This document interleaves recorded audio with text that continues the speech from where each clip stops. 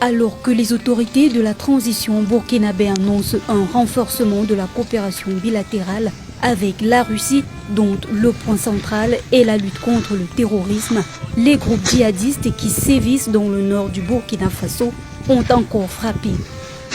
Juste au lendemain des échanges entre le chef de l'État du Burkina Faso, Paul-Henri Sandaogo Daniba, et le ministre russe des Affaires étrangères, Sergueï Lavrov, au siège des Nations Unies à New York, une attaque terroriste a frappé la province du Soum, provoquant le décès de près de 80 personnes, dont 10 soldats de l'armée burkinabé. Le bilan fait également état d'une trentaine de blessés graves, tous conduits dans les formations sanitaires situées à proximité du lieu de l'attaque. Selon certaines sources locales, le convoi de ravitaillement des populations était escorté par une unité du 14e régiment interarmé.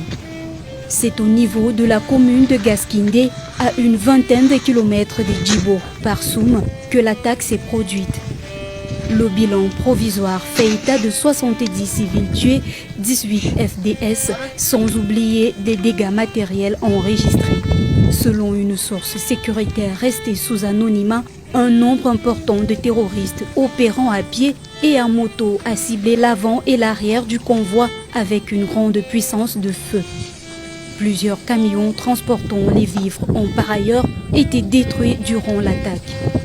Face à ce nouveau drame, l'état-major de l'armée burkinabé a dépêché des renforts sur le terrain pour porter assistance aux victimes et sécuriser la zone.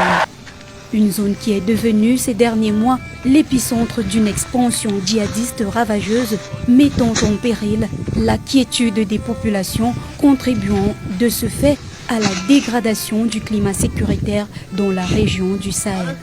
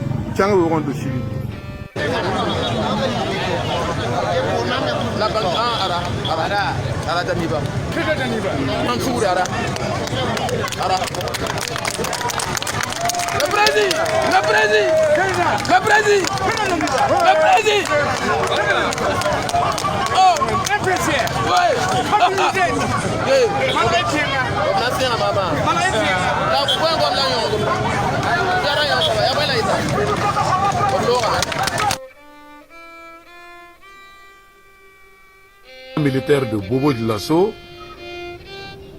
je ne sais pas comment qualifier ça.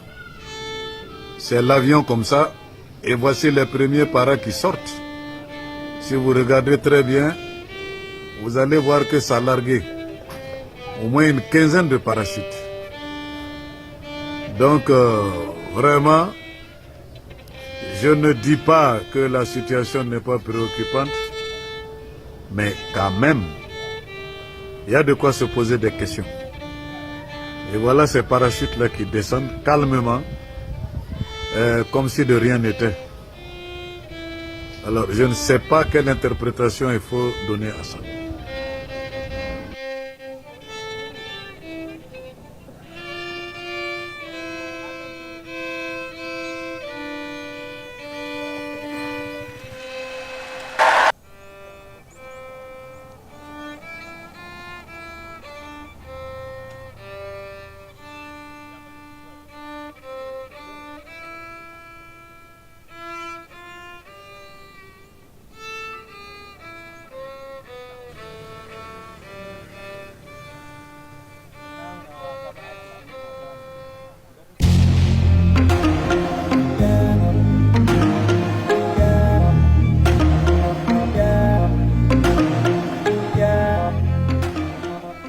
Militaire au niveau du pays.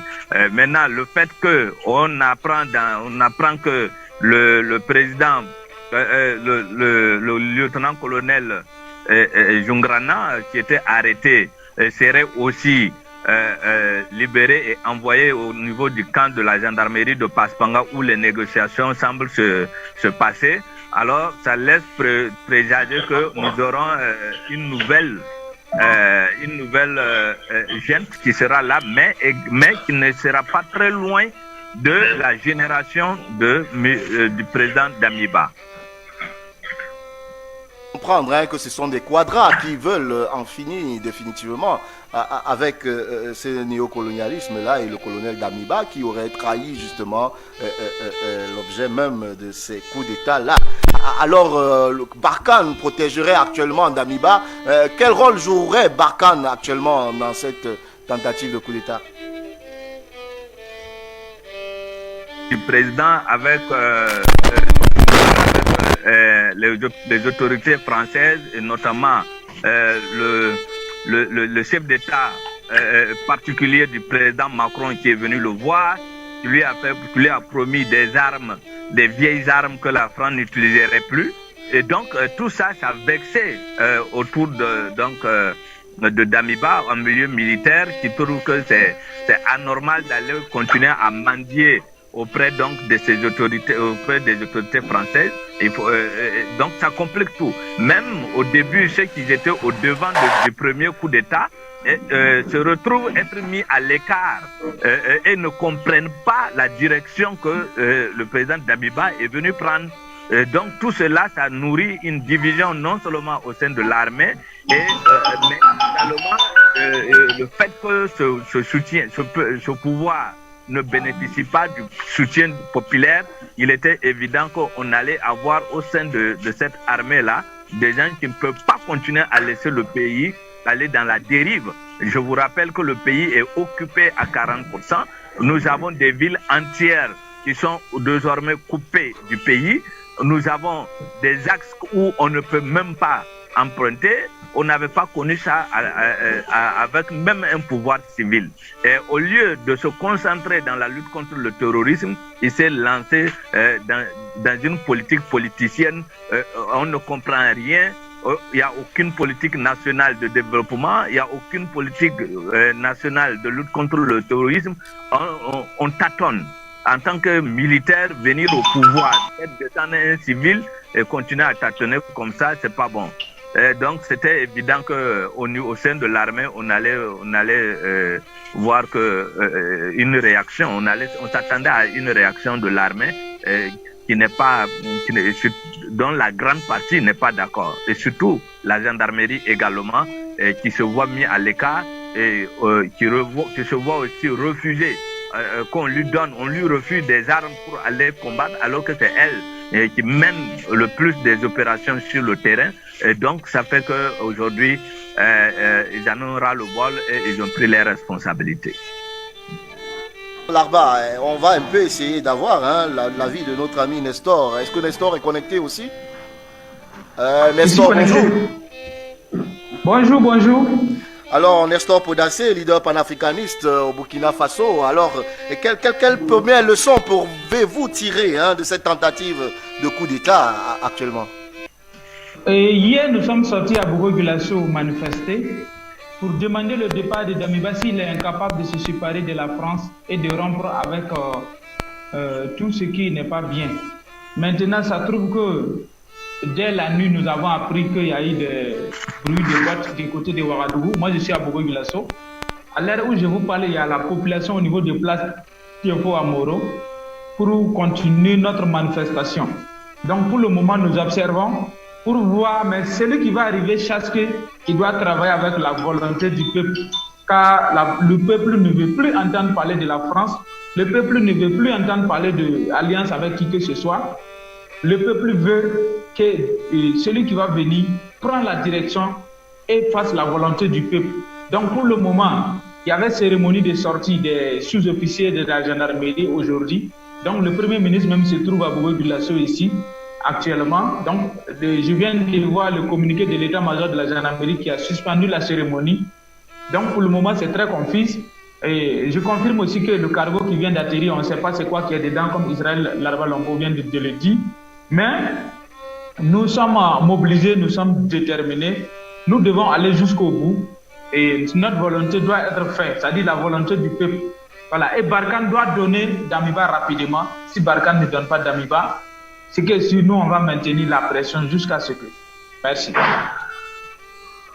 Maintenir la pression, mais vous le dites, hein, Barkhane tient actuellement le président de transition Damiba et le protège, justement qu'il soit victime de ce coup d'État. Est-ce que pour vous cela confirme effectivement que la France était derrière le coup d'État qu'avait conduit le colonel Damiba?